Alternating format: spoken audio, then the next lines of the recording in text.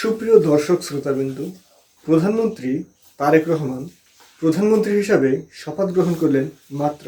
শপথ করিতেছি যে, কিন্তু মহাবিপদ সামনে।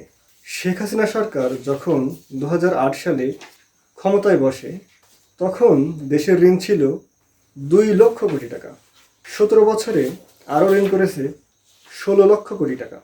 আর ইউনূস সরকার 1.5 বছরে ঋণ করেছে আরও 4 লক্ষ কোটি টাকা।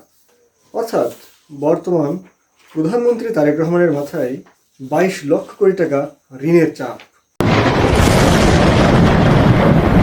শুধু তাই নয়, ডক্টর মোহাম্মদ ইউনূস যে সংস্কারগুলো চালু করেছে তার জন্য প্রায় 1 লক্ষ কোটি টাকা বছরে সরকারকে অতিরিক্ত বহন করতে হবে, এবং এর সাথে নবম পে স্কেল করার জন্য, সরকারি কর্মচারীদের বেতন বৃদ্ধি করার জন্য সরকারকে আরও 1 লক্ষ কোটি টাকা, মোট 2 লক্ষ কোটি টাকা বছরে অতিরিক্ত বেশি ব্যয় করা লাগবে। এতগুলো চাপ সামলানো লাগবে। জনগণের উপর কর বাড়বে। শীতকালে তরিতরকারি চাষ বেশি হয়, তাই বাজারে সবজির দাম কম থাকে। শীতকাল শেষ, তাই স্বাভাবিকভাবে সবজি এবং নিত্যপণ্যের দাম সামনে বৃদ্ধি পাবে, মূল্যস্ফীতি বেড়ে যাবে। অন্যদিকে প্রধানমন্ত্রী তারেক রহমানের ফ্যামিলি কার্ড প্রসঙ্গ আসবে। সব দিক থেকেই ব্যয় বাড়বে। ব্যয় বাড়লে সরকারের বাজেট ক্ষমতা কমে যায়। আবার হাসিনার উন্নয়নে দেশে আগের চাইতে বেশি প্রশস্ত রাস্তাঘাট নির্মাণ হয়েছে, তাই এসব রাস্তাঘাটে সংস্কারের জন্য বেশি বাজেট দরকার হবে। দুইটি বিপরীত দিক। এই দ্বিমুখী চাপে সরকার বিপদে পড়বে।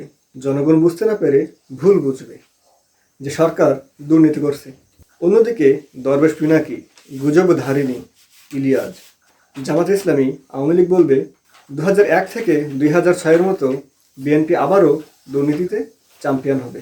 জনগণের আস্থা থাকবে না সমালোচকদের সমালোচনায়। প্রধানমন্ত্রী তারেক রহমানের মাথায় এতগুলো চাপ সামলানো রীতিমতো মাথায় বজ্রপাতের মতো অবস্থা হবে।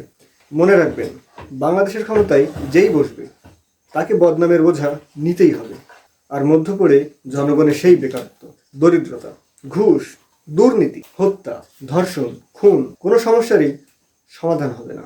অথচ WAPS প্রজেক্টের মাধ্যমে বাংলাদেশ সহ গোটা বিশ্বের 22টি সমস্যার সমাধান সম্ভব।